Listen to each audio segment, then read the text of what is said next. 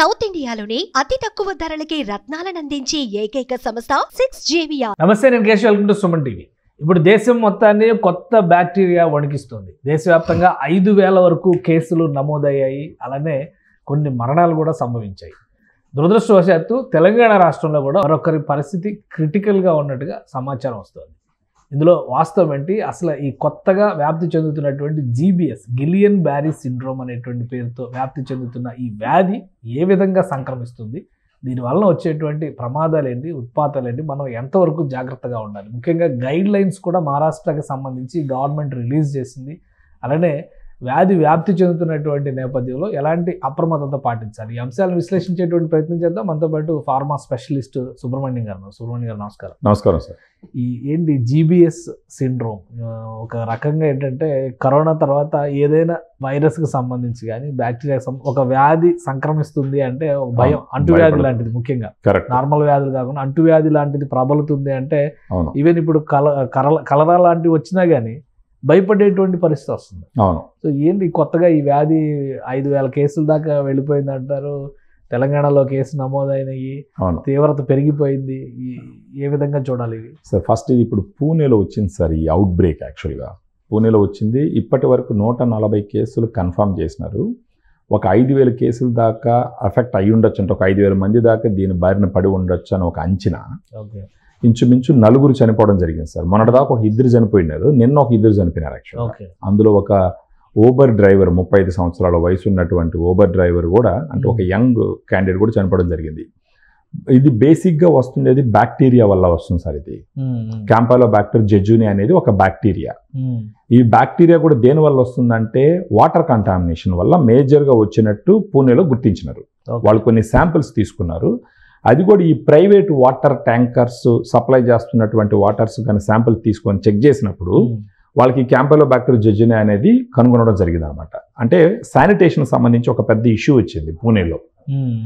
దాని మీద ఇప్పుడు అందరూ వర్క్ చేస్తున్నారు యాక్చువల్గా. ఇది వచ్చి బేసిక్గా దేని ద్వారా స్ప్రెడ్ అవుతుంది అంటే, కంటామినేటెడ్ వాటరు, కంటామినేటెడ్ ఫుడ్, మెయిన్గా పౌల్ట్రీ ద్వారా వస్తుంది. సో దీని గురించి మాట్లాడుకునే దాని ముందర ఈ బ్యాక్టీరియా గురించి ఒకసారి మాట్లాడాల్సి వస్తే ఏంటంటే, ఈ బ్యాక్టీరియా ఒక్కసారి మనిషి శరీరంలోకి వచ్చిన తర్వాత మన శరీరంలో ఉండేటటువంటి వ్యాధి నిరోధక శక్తి జనరల్గానే ఇలాంటి బ్యాక్టీరియాస్ని, ఇలాంటి వైరస్ మీద ఫైట్ చేయడానికి ట్రై చేస్తుంది.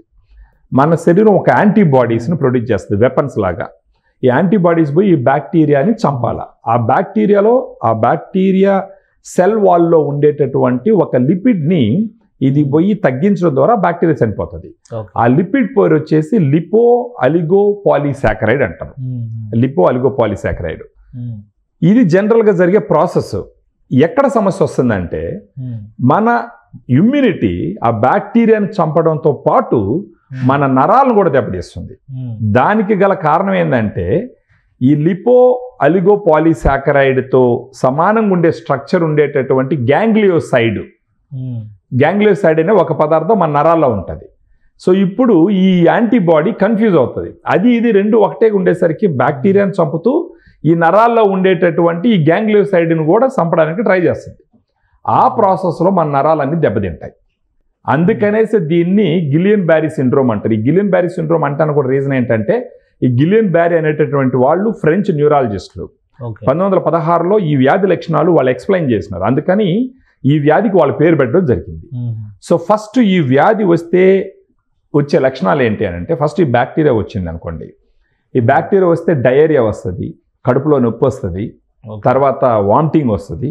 దాంతోపాటు కాళ్ళు సచ్చుబడడం, కాళ్ళల్లో సూదులతో పొడిచినట్టు ఇది అవ్వడం, అది క్రమేణా పెరుగుతూ వచ్చి పెరాలసిస్ వచ్చే మార్గం కూడా ఉందన్నమాట. సో ఎవరికన్నా సరే డయేరియా వచ్చినా, వామిటింగ్ వచ్చినా, తర్వాత మళ్ళీ ఏదన్నా ఇంకా కడుపులో నొప్పి వచ్చినా సరే ఇమ్మీడియట్గా డాక్టర్ని కలిసి ట్రీట్మెంట్ తీసుకోవాలి. వాళ్ళు టెస్ట్ చేసి ఒకవేళ ఈ బ్యాక్టీరియా కానీ అయితే ఇమ్మీడియట్గా దానికి ఉండే ట్రీట్మెంట్ ఏంటంటే, మామూలుగా ఇంట్రావీనస్ ఇమ్యునోగ్లోబులిన్స్ ఎక్కిస్తారు ఒక వారం రోజుల పాటు. పోతే ఈ బ్యాక్టీరియాని చంపడానికి చేసేది ఏంటంటే, మ్యాక్రోలైడ్ యాంటీబయాటిక్స్ వాడతారు. మ్యాక్రోలైడ్ యాంటీబయాటిక్స్ అంటే అజిత్రోమైసిన్, క్లారిత్రోమైసిన్, రాక్సిత్రోమైసిన్ ఇవన్నీ ఉంటాయన్నమాట. వీటితో పాటు రక్తం శుద్ధి చేస్తారు, ప్లాస్మా రీప్లేస్మెంట్ థెరపీ చేస్తారు. ఒకవేళ ఇనిషియల్గానే అక్కడికి పోతే గనక ఇవన్నీ చేసినారంటే చనిపోయే అవకాశాలు తక్కువ ఉంటాయి. ఇప్పుడు రీసెంట్గా నిన్న ఏజ్ ఫ్యాక్టర్స్ ఉంటాయి, ఏజ్ కొంచెం అంటే బేసిక్గా వాళ్ళు కూడా వచ్చింది మనకి. ఇప్పుడు హైదరాబాద్లో అంటే సిద్దిపేట నుంచి ఒక మహిళని హైదరాబాద్ కిమ్స్ హాస్పిటల్లో పెట్టినారు. ఆమె వచ్చి 25 సంవత్సరాల వయసు మహిళ. బేసిక్గా ఇది ఎవరిలో వస్తుంది అంటే మగవాళ్ళలో కొంచెం ఎల్డర్లీ పీపుల్లో వస్తుంది. ఇప్పుడు పూణేలో చనిపోయిన వాళ్ళు చూసినారంటే 60 సంవత్సరాలు 50 సంవత్సరాలు ఉన్నవాళ్ళు, ఒక 35 సంవత్సరాలు ఓబర్ డ్రైవర్ కూడా చనిపోవడం జరిగింది అనమాట. సో ఇది రావటానికి గల కారణాలు మేజర్గా మనం చూడాలి ఏంటంటే, ఇది రావటానికి గల కారణాలు ఏంటి, ఇది రాకుండా ఉండాలంటే తీసుకోవాల్సిన జాగ్రత్తలు ఏంటి, దీని గురించి ఆలోచించాలి. ఇప్పుడు మనకు హైదరాబాద్లో కూడా ఒక కేసు చూస్తున్నాం. దీంట్లో ముఖ్యంగా ఈ బ్యాక్టీరియా ఉండేది వచ్చి పౌల్ట్రీ ఫుడ్లో ఉంటుంది. పౌల్ట్రీ అంటే చికెన్, ఎగ్స్. ఇప్పుడు చికెన్ ఒకవేళ తీసుకుంటున్నారు అనుకోండి, బాగా ఉడకబెట్టి కనీసం ఒక 2 గంటల సేపు ఉడకబెట్టిన తర్వాత, అంటే బాగా ఉడకబెట్టిన తర్వాత తీసుకోవాలి. బయట చికెన్ తినడం తగ్గించాలి, ఈ రా ఫుడ్ తినడం తగ్గించాలి. అంటే సరిగా ఉడకకుండా ఉండేటటువంటి వాటిని తినడం కరెక్ట్ కాదు. బయట నుంచి తెచ్చుకున్న వాటిని బాగా శుభ్రం చేసి బాగా ఇది చేసి తీసుకోవాలి. ముఖ్యంగా నీళ్లు కనీసం ఒక 2 గంటల సేపు నీళ్లు మరగబెట్టి ఆ తర్వాత చల్లార్చి వడకట్టి నీళ్లు తీసుకోవడం మంచిది. ఇది వచ్చిందంటే చాలా డేంజర్ సార్. ఫస్ట్ మామూలుగా ఏమవుతుంది, ఒకవేళ ఈ బ్యాక్టీరియా వచ్చింది అనుకోండి, సిమ్టమ్స్ ఎలా ఉంటాయి, డయేరియా వస్తుంది ఫస్ట్. మామూలుగా డయేరియా, కడుపు నొప్పి, వామిటింగ్ వస్తుంది. మనం మామూలుగా ఏమనుకుంటాం, ఏదో ఇన్ఫెక్షన్ వచ్చిందిలే, డయేరియా వచ్చిందిలే, నెగ్లెక్ట్ చేసే అవకాశాలు ఎక్కువ ఉన్నాయి. అంటే 1 డే 2 days తగ్గకపోతే సీరియస్ అనుకోవాలి, లేదా ఫస్ట్ డేనే అలర్ట్. ఒకవేళ ఫస్ట్ డే ఇప్పుడు ఏ డయేరియా వచ్చినా సరే సార్, ఇప్పుడు ఈ పరిస్థితుల్లో ఏ డయేరియా వచ్చినా సరే, వీళ్ళు సొంతంగా ఏదో ఒకటి తీసి వేసేసుకోకుండా ఇమ్మీడియట్గా డాక్టర్ని కలిసి, సార్ ఏదేదో గిలియన్ బెర్రీ సిండ్రోమ్ అని అంటున్నాము, డైరియా వచ్చింది, దీని గురించి ఇమ్మీడియట్గా ఏదైనా ఉంటే ఆ ప్యాథోజన్ను డిటెక్ట్ చేసే టెస్ట్లు కూడా ఏదైనా చేసి ఇమ్మీడియట్గా మాకు సరైన ట్రీట్మెంట్ ఇవ్వండి సార్ అని అడగడం ఉత్తమం. అలా కాకుండా గానా డయేరియా వచ్చింది కదా అని చెప్పేసి ఒక యాంటీ మైక్రోబియలో లేకపోతే ఏదైనా ఓఆర్ఎస్ ఏదో తాగేసి అటు టైం స్పెండ్ చేసినారనుకోండి, అప్పుడు కాళ్ళల్లో మంటలు, ఆ తర్వాత ముళ్ళలతో పొడిచినట్టు ఇవన్నీ వచ్చింది అని అంటే మాత్రం అది సిమ్టమ్ ఏంటంటే మన ఇమ్యూనిటీ ఈ నరాలను కూడా దెబ్బతీస్తుందని అర్థం. దీని ఆటో ఇమ్యూన్ ఎఫెక్ట్ అంటారు అనమాట, ఆటో ఇమ్యూన్ డిసార్డర్ అంటుంది. సో లేట్ చేయకుండా తెచ్చుకున్న ఏదైనా సిమ్టమ్స్ వస్తే డాక్టర్ని కలవడం. ముఖ్యంగా ఇప్పుడు ఇళ్లల్లో కనీసం ఒక సమ్మర్ వచ్చేదాకా ఈ అవుట్ బ్రేక్ కొంచెం కంట్రోల్ అయ్యేంత వరకు చేయాల్సిన పని ఏంటి అని అంటే, వేడి పెట్టిన నీళ్లు తాగడం. ఈ చికెను, ఎగ్స్ అంటే ఎగ్స్ అంటే కొంత ప్రాబ్లం ఉండదు, బాగా ఉడకబెడతారు కాబట్టి. ప్రత్యేకించి చికెను, దీన్ని బయట తినడం ఆపాల, బయట ఫుడ్ తినడం కూడా ఆపాల. వీలైనంత వరకు ఇంట్లోనే వండుకొని తినాలా. అంటే ఇది మేజర్ ఫుడ్ ద్వారా లేదా వాటర్ ద్వారా? వాటర్, ఫుడ్ సార్, ఈ రెండే. ఆ వాటర్ ఫుడ్, ఆ ఫుడ్ కూడా మేజర్గా వచ్చేసి పౌల్ట్రీ ఫుడ్. చికెన్ దీన్ని స్టోర్ చేసేటటువంటి ఒక రిజర్వాయర్ లాగా అనుకోండి. ఈ బ్యాక్టీరియా ఎక్కువగా చికెన్లో ఉంటుంది. ఆ చికెన్ సరిగా ఉడకబెట్టకుండా, లేకపోతే రోడ్ల మీద తండూరి అని అదని ఇదని కాల్చి వదిలేసినట్టు తినేయడము, లేకపోతే ఎక్కడ పడితే అక్కడ బిర్యానీ తినేయడము, ఇలాంటివి చేయకుండా కొంత కంట్రోల్ చేసుకోవడం మంచిది. ప్రాబ్లం ఏంటంటే, ఇది వచ్చిందంటే ఇనిషియల్గా కానీ ఐడెంటిఫై చేస్తే ట్రీట్మెంట్ ఇస్తే ఏ ఇబ్బంది ఉండదు. పొరపాటున లేట్ చేసి గాన ఇప్పుడు ఈ 26 సంవత్సరాలు 25 సంవత్సరాల మహిళ సిద్దిపేట నుంచి ఎవరైతే కిమ్స్ హాస్పిటల్లో జాయిన్ అయి ఉన్నారో, ఆమె ఇనిషియల్గా ఏం చేసినారంటే సార్, ఈ డయేరియా ఇవన్నీ వచ్చినప్పుడు అక్కడ లోకల్ ఒక హాస్పిటల్లో జాయిన్ అయినారు. ఆడొక 1 వారం రోజులు గడిపిన తర్వాత వాళ్ళు ఏంటంటే మామూలు డయేరియా అని చెప్పి ఏదైనా ట్రీట్ చేసి ఉంటారు. ఇది గిలియన్ బెర్రీ సిండ్రోమ్ అని ఐడెంటిఫై చేసి ఉండకపోవచ్చు. అక్కడ 1 వారం రోజులు దాటిన తర్వాత కేసు కంట్రోల్ కాకపోయేసరికి కిమ్స్కి పంపించినారు. ఇప్పుడు కిమ్స్లో ఇక్కడ వెంటిలేటర్ మీద ఉన్నది ఆమె, క్రిటికల్గా ఉంది కండిషన్, వెంటిలేటర్ మీద ఉన్నారు. కానీ వాళ్ళ ప్రయత్నాలు వాళ్ళు చేస్తున్నారు. సో ఏది కూడా ఇప్పుడు ఫస్ట్ ఆఫ్ ఆల్ 3 స్టేజ్లో దీన్ని కంట్రోల్ చేసుకోవాలి సార్. ఒకటి వచ్చి తీసుకునే ఆహారం విషయంలో జాగ్రత్తలు తీసుకోవడం, చేతులు కడుక్కోవడం. ఇప్పుడు వాష్రూమ్ పోయేస్తే చేతులు కడుక్కోవడం. ఆ తర్వాత మనకు కిచెన్లో వచ్చేసి అక్కడ డెటాల్ అవి ఇవి వాడి అవన్నీ క్లీన్ చేసుకోవడం.